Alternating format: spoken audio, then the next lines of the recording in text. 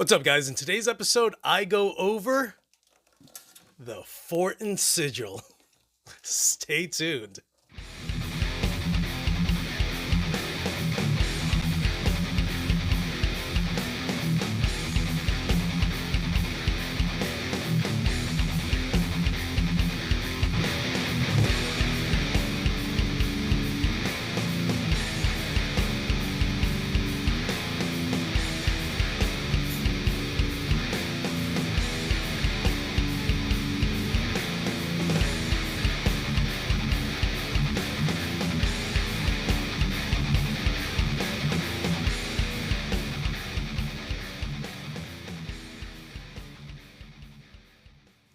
What is up, you guys? It's your boy Luis Torres. Again, if you're new to the channel, welcome. Hopefully by the end of this episode, you will hit the subscribe button and add to my 5,000 subscriber list. Guys, thank you so much. You guys are the best. We just hit 5,000 and hell yeah.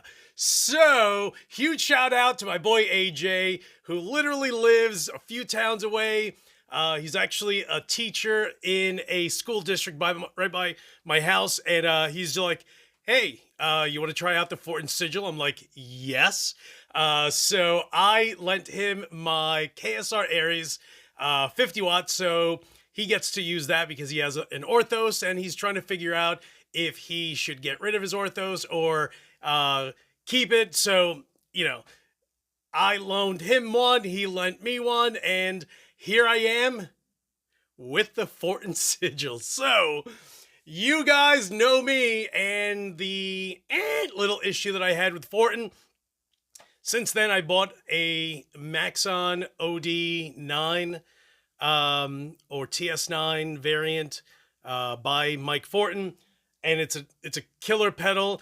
And this episode, I am going to start because the big issue with the Fortin Sigil is the standby issue, and this one has it. It's nothing major, but it's there, so I'll start with that. So literally, you can kind of play out of it, but you know, what a lot of guys have basically told me, they're like, dude, when are you ever really on standby? You know, for the most part, I'm either on, right? Or I have my volume down to 0 on my guitar, and then I'll put it on standby. In that case, you know what you hear? Nothing. So I'm going to start again with the standby. I'm literally running out of my 1991 ESP Horizon Custom right into the Fortin Sigil, and that is it. I'm using two mics. One is an AT2020, and the other is a Sennheiser E906. You guys can hear what that sounds like.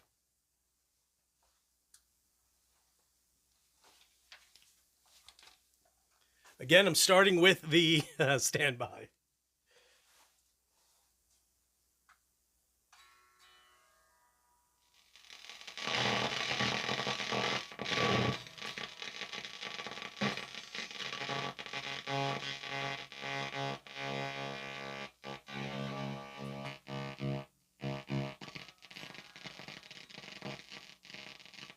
So you definitely hear some crackle there,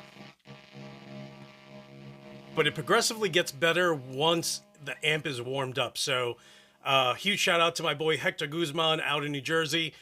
He has it, and he's just like, once it warms up, you basically don't hear it. And that's, you know, now you don't hear it anymore. So at least you kind of get an idea of what that sounds like. It's one of those things, you warm it up and it eventually doesn't have that issue with the standby. So let me switch over. I'm going to turn this mic off, and this is just going to be the Fortin Sigil.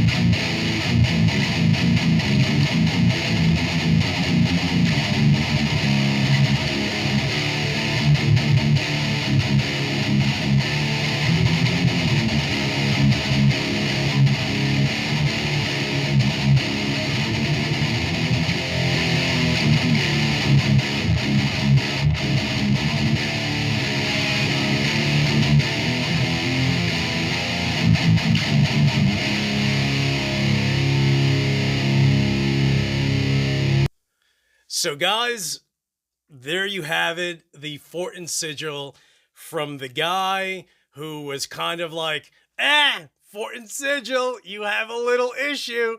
So here's the one thing. For a small little amp, this thing is ballsy and chugs, and it's articulate, and it's amazing. And like, within the first 5 minutes that I used it, I was kind of shocked, which wasn't really a surprise because I had heard it from so many different videos that were posted on YouTube. But shocked that it really impressed me and really goes up against any of these amps. So the price tag at $1,200, I can see why that is. It's really, really great. So would I buy this amp? I would. I would probably not Mike Fortin. I'd call somebody and be like, yo, talk to me about the standby.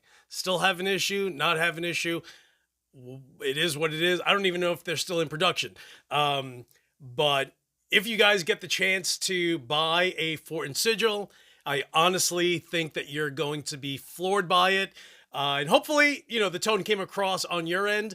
So, but it's literally the epitome of tightness. I mean, it's just ridiculous. Like, you don't need a pedal, if you don't want any feedback or anything like that, you can use a noise gate, but it's probably all you really need. I mean, there's a few amps that I have that I kind of find myself not needing a noise gate because it's fairly quiet.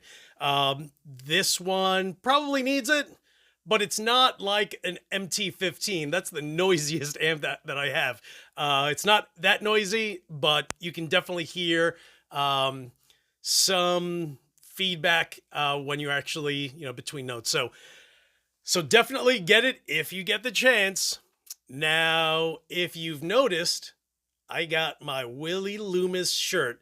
So if you have no idea who Willie Loomis is, you need to click on the description below, and you need to follow Willie and his dad, Sammy, the guitarist of Goat Whore. So all of a sudden I noticed this shirt up for sale on that Sammy had actually posted. I was just like, stop it. I need that t-shirt. And look at the back. That is the cutest thing on the planet. So huge shout out to Sammy. That is absolutely hilarious. I will be wearing my Willie Loomis shirt with pride, and that's Willie's face right there. Isn't that adorable? It's so funny. So yeah, guys, if you ever get the chance to try the Fortin Sigil, I think you're really gonna like it.